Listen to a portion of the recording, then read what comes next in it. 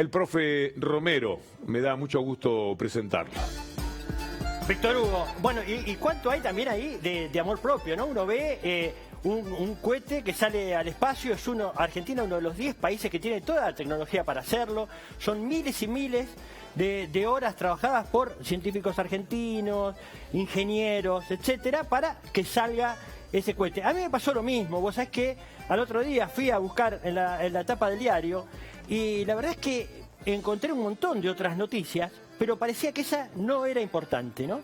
Vi una nota sobre un amigo de Lady Di, una nota sobre cualquier cosa. Fíjate, Flavio Mendoza, teatro post-pandemia, algún capítulo de Messi.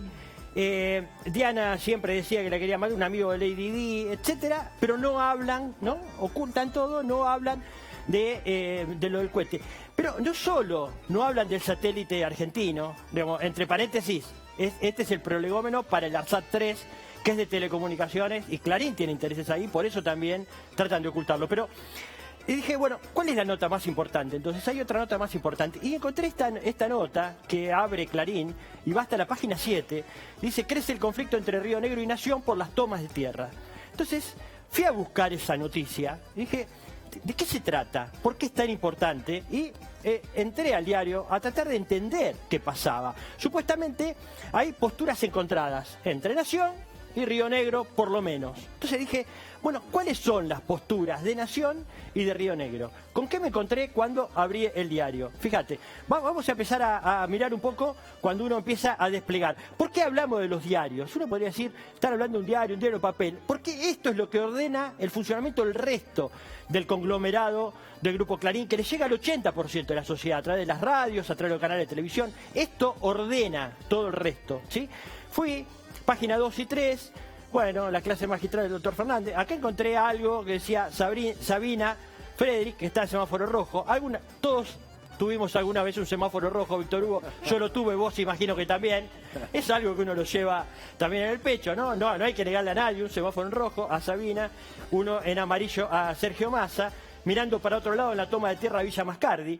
Es un conflicto que viene, bueno, todos recordamos el caso Santiago Maldonado, el asesinato por la espalda de Rafael Nahuel, ¿no? Ese conflicto ancestral donde entregaron tierras por doquier, 1 millón de hectáreas a Benetton, a Lewis, el amigo de Macri, etcétera.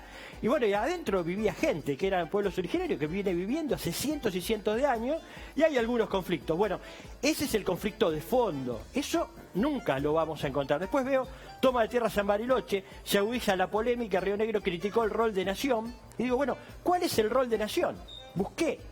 Lo único que encontré, Víctor Hugo, e invito a cualquiera a entrar a la página del Clarín y buscarlo, lo único que encontré de Clarín fue 2 oraciones, solamente 2 oraciones. Ese pedacito, ¿ves? Vamos a ver, nada más. No, pero vamos a volver atrás a mostrar, vamos a volver atrás, así vemos el único lugar donde aparece alguna noticia, que es en la página 3, la postura de Nación. Supuestamente hay 2 posturas, ¿no? Hasta ahora vamos viendo la que tiene Bariloche, todo el resto. Solamente esas 2 oraciones. La ministra Frederick salió a defender su denuncia penal. Nunca dicen de qué trata la denuncia penal. ¿De qué trata la denuncia penal?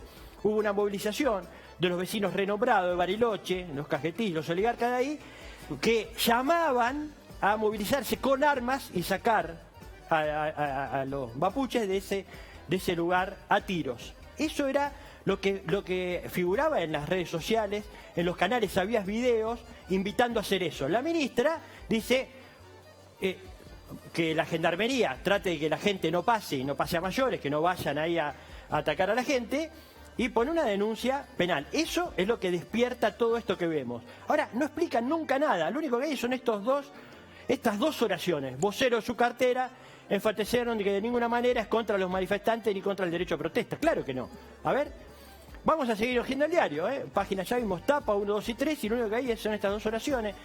Voy a seguir mirando, vamos a la 4 y 5, Todas las notas son en contra del gobierno nacional y todas solo muestran una voz, ¿no? Porque algo elemental, no sé, algún docente de periodismo podría decir, no sé, Borroni, cuando enseña, ¿qué pasa si uno le dice que vayan a cubrir algo si no ponen las 2 voces? No están las 2 voces, solo está la voz de ellos.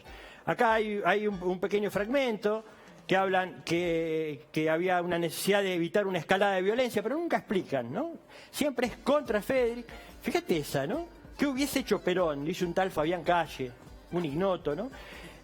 Obviamente un gorila, porque nunca, digamos, siempre las opciones son o muy antiperonista o súper antiperonista, pero nunca hay alguien que más o menos no diga, bueno, escucho algo diferente y que me permita tener alguna duda.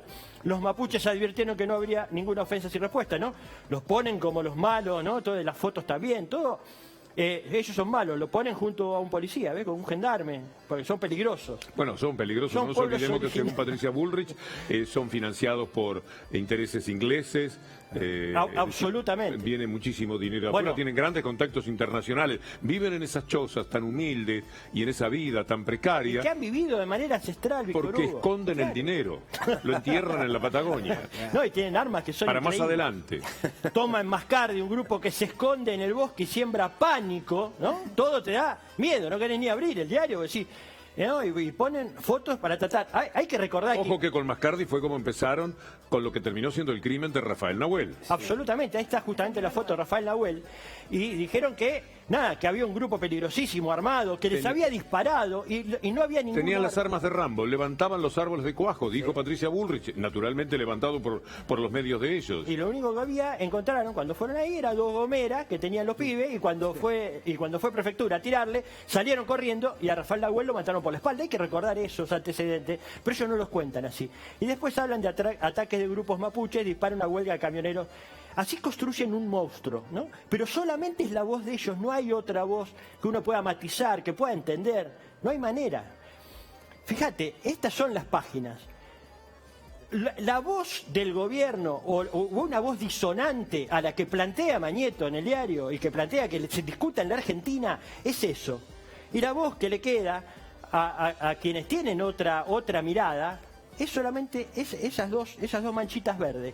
Es lo único, todo el resto podríamos pintarlo en rojo, pero me parece que no vale la pena. Pero hay que recordar también cómo funcionan los medios y cómo funcionaron, por ejemplo, en el descrédito hacia la desaparición y muerte de Santiago Maldonado, que es el prolegómeno también de esto, ¿no? A partir también de una protesta y el apoyo de Santiago a esa protesta de los pueblos originarios.